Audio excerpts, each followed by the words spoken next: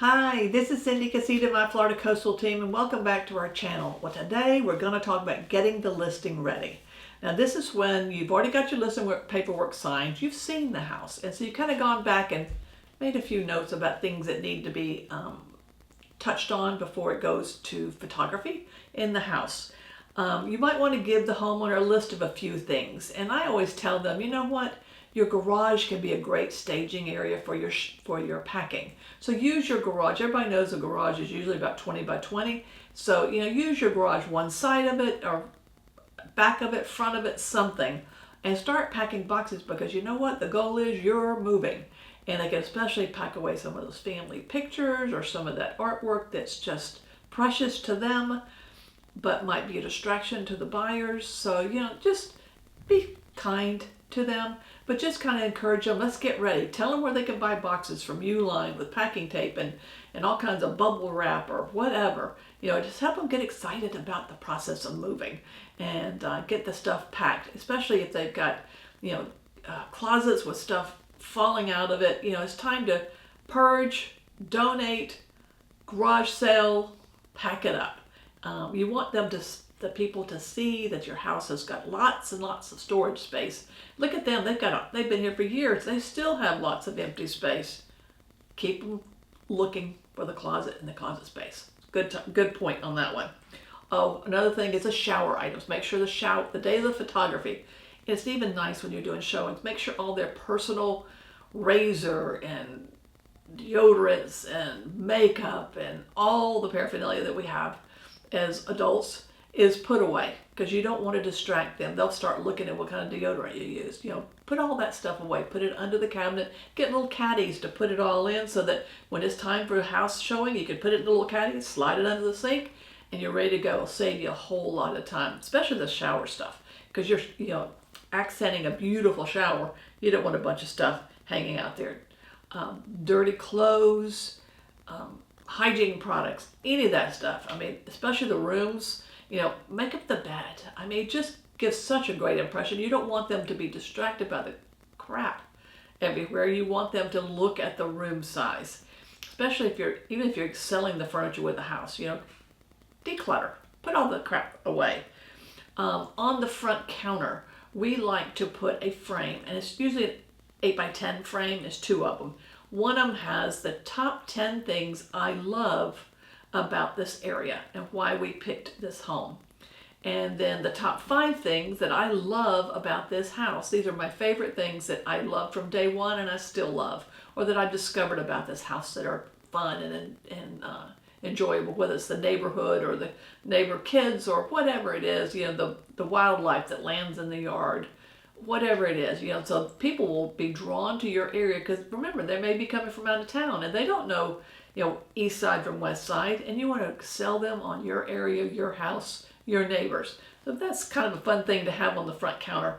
Have your MLS listings ready to go when the first showing comes, but you haven't put it in yet. So this is a good time to use. I know every MLS has got an input form that it's kind of a blank, but you can kind of go through, and it covers all the items that are on the MLS that you can fill out while you're there at the house, and it's fresh on your mind. Does it have a garbage disposal? Is there an ice maker? What's that flooring in the kitchen? What's the flooring in the living room? Does it have crown molding? Are there fans? Is there fans on the porches? It's all these questions that you get back to the office and go, wow, I don't remember.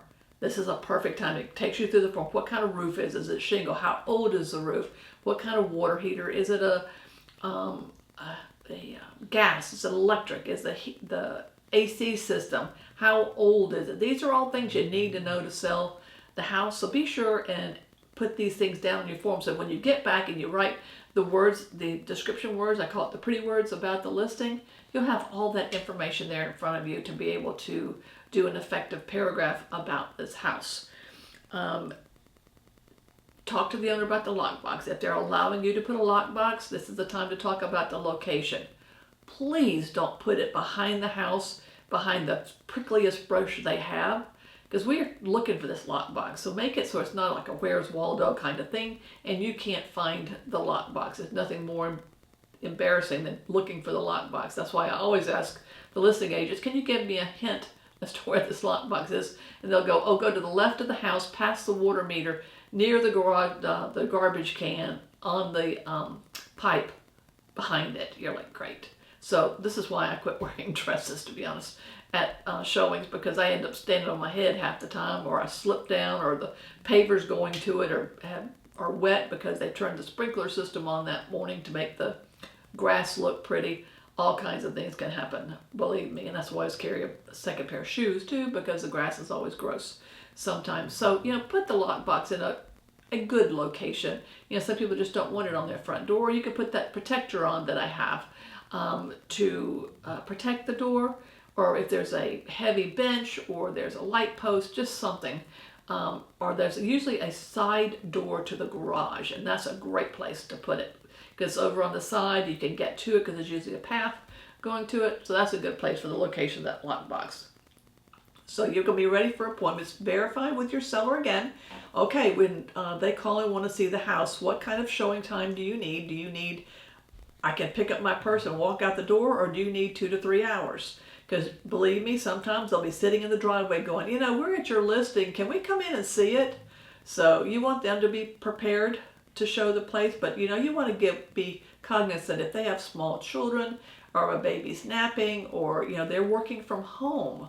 So they say, mornings are not good for me. I can do afternoons after 2 o'clock. I'm fine with that, with a short notice. Just let me know. So just make aware. And if they're going to say you can't show it during the week and you can only show it on Saturdays from 1 to 3, y'all need to have a discussion before you put that in the MLS, because inevitably that is not the window that people give you to go show the property. They want to see your property, especially right now. Buyers are a little lean, so you want to make sure that they're available to show the condo, the home, when the buyers want to do it. So make sure you fill out your spec sheet before you leave. Look at everything around the house. What kind of roof, what kind of siding, is it brick, is it concrete block, is it frame?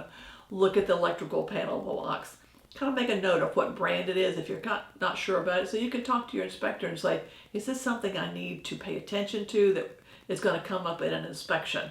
Because he'll tell you, oh, that's an old one, a Zensco, and they don't let you insure those anymore, so that'd be something that'll have to be replaced. So it kind of gives your sellers a heads up, and maybe they'll go on and get it replaced before you even have showings, and that would be great too. Some people do a home inspection prior to listing, just so they know those little nuts and bolts things that they need to take care of, or there's a polybutylene pipe under the sink that they never knew about, or a flex drain that they never knew about that you can't have anymore, or the drain on the dishwasher is not at the right proper angle to allow it to drain. I mean, there's all kinds of little things that you learn along the way, and that's why I like to go inspection, so I can hear these little things that are just, easy to fix, but they come up in the inspection every time. Cleaning the air vents in the rooms, the bedrooms where the air comes out, wipe those down. Inevitably, they'll say, oh, there's moisture, condensation on the registers, and that means something's wrong. Well, no, it's just, we live in Florida. So, wipe those things down or replace them better yet, because they get rusty. They just do. So just try to mitigate anything that might come up in the inspection. Change the filter, have the AC serviced if you need to. So just do those kind of things prior to listing, and that will make your life so much better, because these few things that I've talked about, these are the things I see come up all the time. So you want to make sure, from my buyer's agent point of view, make sure those things are buttoned up before you get done. And as a listing agent, I like to be there to show a property if I can, because I think that these agents will walk in the door, open the door, and say, hey, go look at the house and let me know what you think. You got to sell it. And so, you got to go through and tell them the highlights of the house. And so we do sometimes do a little product sheet on the counter that shows you the top, that I have replaced the AC, we have replaced the water heater, we have replaced all the electrical panels and the light switches, and we have put up. And those are so nice because you can give it to your customer. Don't put your name on it. Give it to the customer, and then they can take it with them and go, oh yeah, that's the house with all that cool stuff that was already done.